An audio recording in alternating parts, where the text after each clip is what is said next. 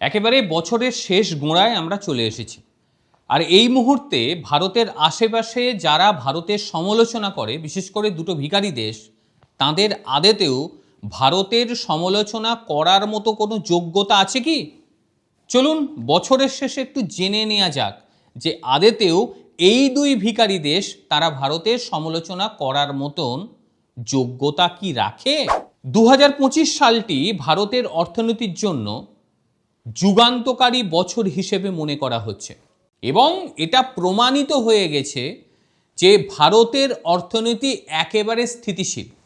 বিভিন্ন রকম কৌশল, বিভিন্ন রকম পদক্ষেপ শক্তিশালী বাজার ভারতের তৈরি করে দিয়েছে এবং যে কারণে ভারত আত্মবিশ্বাসের সঙ্গে নিজেকে এগিয়ে নিয়ে চলেছে এত প্রতিবন্ধকতা সত্ত্বেও। নমিনাল জিডিপি র্যাঙ্ক এখন ভারত রয়েছে 4th, GDP PPP rank Bharat রয়েছে 3rd, পিপিপি বলতে পারচেসিং পাওয়ার প্যারিটিতে ভারত রয়েছে 3য় নম্বরে। প্রজেক্ট গ্রোথের ক্ষেত্রে ফাইন্যান্সিয়াল ইয়ার 26 7% থেকে 8% পর্যন্ত হয়ে যেতে পারে। এইবারে পারচেসিং পাওয়ার প্যারিটির ক্ষেত্রে যেটা দেখতে পাওয়া যাচ্ছে, মানে পিপিপি, ক্রয় ক্ষমতায় ভারতবর্ষ এখন বিশ্বের 3য়। আমাদের আগে শুধুমাত্র রয়েছে আমেরিকা এবং চীন, অর্থাৎ এই দেশগুলো কিন্তু পিছিয়ে যাবে। যা মনে করা হচ্ছে যে 2030 সালের মধ্যে ভারতবর্ষ এই পিপিপির ক্ষেত্রে বিশ্বের 1 নম্বর জায়গায় পৌঁছতে পারে। অনেকে বলে না যে ভারতের মানুষের নাকি ক্রয় ক্ষমতা নেই, অথচ দেখুন ভারত এখন বিশ্বের 3য় জায়গায় পৌঁছে গেছে। অর্থাৎ ক্রয় ক্ষমতার দিক থেকে আমরা রীতিমতো টেক্কা দিচ্ছি আমেরিকা এবং চীনকে। আমাদের দেশে থেকেও যারা আমাদের বিরুদ্ধে কথা বলে তাদের জন্য বলবো একটু ডেটাগুলো চেক করে নেবেন, তারপর ভারতের বিরুদ্ধে যত খুশি কথা বলুন, কারণ পেটে বিদ্যে না থাকলে মুখের কথাগুলো দিয়ে গন্ধ বেরাবে। পেটে বিদ্যে যদি থাকে, ঠিকঠাক চর্চা যদি থাকে, তাহলে যে কোনো রাজনৈতিক নেতার কথাই ভালো লাগে, সে হাজার বিরুদ্ধাচরণ করুক না কেন। ডোনাল্ড ট্রাম্প কি বলেছিল আমাদের? আমরা নাকি মৃত অর্থনীতি। সেই জায়গায় আমরা তাদেরকে টেক্কা দিচ্ছি, অর্থাৎ তাদের দেশের মানুষের ক্রয় ক্ষমতার যতটা রয়েছে ততটাই আমাদের দেশের মানুষের ক্রয় ক্ষমতা রয়েছে। আর এই মাস কয়েকদিনের যা হিসেব সেটা দেখলে তো চমকে যাবেন। আমেরিকার মানুষের ক্রয় ক্ষমতা একেবারেই হারিয়েছে। কেন হারিয়েছে সবাই জানে, সেটা নিয়ে আলোচনা করব না। আজকে ভারতের বিষয় নিয়ে আলোচনা করব। একই সঙ্গে উৎপাদনের ক্ষেত্রে ভারতবর্ষ রীতিমতো একেবারে বিপ্লব তৈরি করে দিয়েছে। ভারতের সাফল্য হচ্ছে বৈষয়িক সরবরাহ শৃঙ্খল, মানে চীনের একটি বিকল্প হিসেবে ভারতবর্ষ সামনে উঠে এসেছে। মানে চায়না +1 কৌশল, রীতিমতো ইলেকট্রনিক্সের পাওয়ার হাউস হয়ে গিয়েছে আমাদের ভারতবর্ষ। স্মার্টফোন রপ্তানির ক্ষেত্রেই যদি আপনারা দেখেন যে 2025 সালে একটি ঐতিহাসিক পরিবর্তন হয়েছে। ভারত মার্কিন যুক্তরাষ্ট্রে স্মার্টফোন রপ্তানির ক্ষেত্রে চীনকে ছাড়িয়ে গিয়ে শীর্ষস্থানে উঠে এসেছে।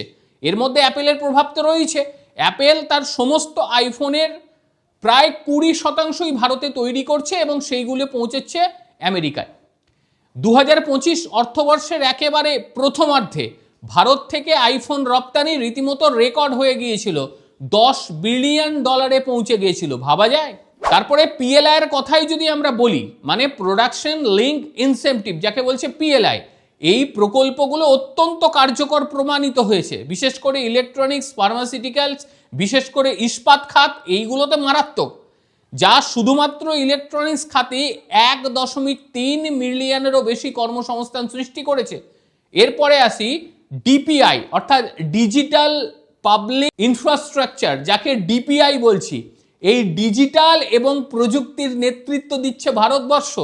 এখন আর্থিক অন্তর্ভুক্তিতে একটি বৈষয়িক স্টাডি হয়ে উঠেছে আমাদের ভারতবর্ষ। $1 ট্রিলিয়ন ডিজিটাল অর্থনীতি হচ্ছে আমাদের ভারত। আগে হ্যাঁ, আর এটা সম্ভব হয়েছে 5Gর দ্রুত সম্প্রসারণের ক্ষেত্রে, যেটা ইউপিআই আমরা প্রত্যেকে ব্যবহার করি, ইউনিফাইড পেমেন্ট ইন্টারফেস, এর সার্বজনীনভাবে গ্রহণ হয়ে গিয়েছে।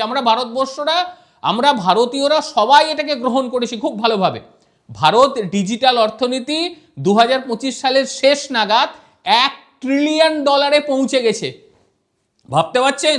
যেটা বিশ্বের অন্যান্য দেশের কাছে স্বপ্নের সমান আমরা পারি, আমরা ভারতীয়রা পারি। এইবারে শেয়ার বাজারের ক্ষেত্রে বলি, সেটাও কিন্তু উচ্চতা ভালো ধরে রেখেছে। হাজার হাজার নতুন বিনিয়োগকারী এসেছে, পুঁজিবাজারে প্রবেশ করেছে এবং সাম্প্রতিক সময় রীতিমতো রেকর্ড এবং আইপিওকে সমর্থন জুগিয়ে গিয়েছে এরা কন্টিনিউ। এমনকি বিদেশি বিনিয়োগকারী তারাও ভারতে এসেছে এবং ভারতে বিনিয়োগ করে রাখছে। এখনো পর্যন্ত ভারত একটি শীর্ষ গ্রোথ ইঞ্জিন হিসেবে কাজ করছে। 2025 সালে ভারতের প্রবৃত্তির যে পারফরমেন্স বিশ্বব্যাপী অন্যতম শক্তিশালী ছিল। ভারতের রিজার্ভ ব্যাংক অফ ইন্ডিয়ার যে সর্বশেষ বুলেটিন তাতে দেখতে পাওয়া যাচ্ছে যে ডোমেস্টিক ডিমান্ড এবং স্থিতিশীল ব্যক্তিগত ভোগের দ্বারা পরিচালিত হয়েছে এবং জুলাই সেপ্টেম্বরের যে ত্রৈমাসিক অর্থনৈতিক 8.2 হারে শক্তিশালী মানে গ্রোথ হয়ে গিয়েছে এবং প্রবৃত্তি অর্জন করেছে। এটা একটা বড় বিষয় এবং আরবিআই তার পূর্ববর্তী তুলনামূলক যে আলোচনা তাতে তারা বলছে যে 2026 অর্থবর্ষের পুরো বছরের জিডিপির প্রবৃত্তির তারা একটা পূর্বাভাস দিয়েছে, সেটা যথেষ্টই শক্তিশালী 7.3।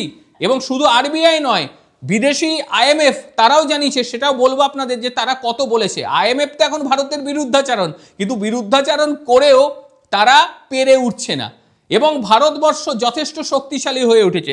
আইএমএফ এর কথাটা বলেই দিই, মানে ইন্টারন্যাশনাল মনিটরিং ফান্ড তাদের আর্টিকেলে 2025-26 সালে তারা জানিয়েছে যে প্রায় 6.5 প্রবৃত্তি তারা পূর্বাভাস দিয়ে দিয়েছে ভারতের। 6.5 কম নয় এবং আরবিআইয়ের যেটা দেওয়া সেটাও কম নয়, কারণ আরবিআই সব সময় কিন্তু ঠিকঠাক দেয়, এটা আমরা দেখেছি। সেটা আইএমএফ এর আমাদের কোনো প্রয়োজন নেই। অর্থাৎ একটা কথা বলা যায় যে আমরা ভারতীয়রা যেভাবে নিজেদের উন্নতি করেছি, যেভাবে নিজেদের অর্থনীতিকে সামলে রেখেছি, এতে আগামী ভবিষ্যৎ কিন্তু আমাদেরই হবে। আমরা ক্রয় ক্ষমতা অর্জন করতে পেরেছি এবং সেই ক্রয় ক্ষমতাটা কিন্তু চিন্তার ভাঁজ ধরিয়ে দিয়েছে আমেরিকার। কারণ চীনকে টপকানোর আগে আমরা আমেরিকাকে টপকাবো, এটুকু কনফার্ম। কারণ আমেরিকার যা পরিস্থিতি, আর ডোনাল্ড ট্রাম্প যদি ভাগ্য আমাদের সুপ্রসন্ন হয় তিনি আরো কিছুদিন সেখানে থেকে যান, তাহলেই আমেরিকার অর্থনীতি যে কোন পর্যায়ে পৌঁছবে সেটার নতুন করে বলার কিছু নেই। এই যে মাস 3-4 যে সেখানে পরিস্থিতি তৈরি হয়েছে তাতে মানুষের ক্রয় ক্ষমতা একেবারে শেষ হয়ে গিয়েছে।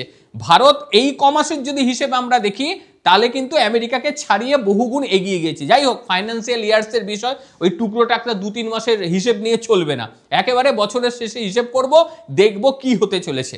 যেভাবে চলছে আমেরিকা ভারতের পিছনে আসবে এবং ভারতবর্ষ বিশ্বের তৃতীয় নয় দ্বিতীয় স্থানে উঠে আসবে। এটাই কিন্তু এখন বর্তমান সময় সবচেয়ে চর্চার বিষয়। আমরা অনেক ভারতীয় এমন রয়েছি যারা সব সময় এটাই মনে করি যে আমরা পিছিয়ে রয়েছি, আমাদের কিছু নেই, আমরা মৃত অর্থনীতি। এই ভাবনা চিন্তাগুলো অবশ্যই এবার ত্যাগ করা উচিত।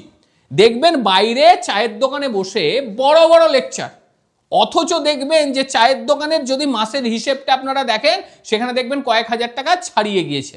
এই মানুষটা কয়েক বছর আগে 1000 টাকা তো ভুলে থাক, ওই মাসে 100 টাকার চা খাওয়ারও ক্ষমতা এদের ছিল না। তাদের বাড়িতে যান, যারা আলোচনা করছে আপনার সামনে দেখবে বলবে যে ভারতের অর্থনীতি যাতা হয়ে গেছে, মানুষের ক্রয় ক্ষমতা নেই। অথচ তার বাড়ির তার পরিবারের লোকজনের ফোনগুলোকে চেক করুন এবং বিভিন্ন যে ই কমার্স সাইটগুলো আছে সেগুলোকে চেক করুন, ট্রানজাকশন দেখুন কি পরিমাণ। এমনি হয়েছে ভারতের ক্রয় ক্ষমতা। যারা লেকচারগুলো মারছেন দয়া করে তাদেরকে বলবো একবার ভেবে দেখুন। আপনি হয়তো কিনছেন না, আপনি হয়তো দোকানে গিয়ে কিনছেন, কিন্তু আপনার পরিবারের মানুষজন, আপনার ছেলে মেয়ে বউ, এরা কিন্তু দেখতে পাবেন যে তারা কিন্তু মোবাইল থেকে কিনছে। এটা এমনি হয়নি। আপনি বাজারে টাকা নিয়ে যাচ্ছেন না, টাকা নিয়ে কিনছেন না, কিন্তু আপনি ঘরের ভেতর আপনার মোবাইল ব্যবহার করে অনেকটা বেশি পরিমাণ কিনতে পাচ্ছেন।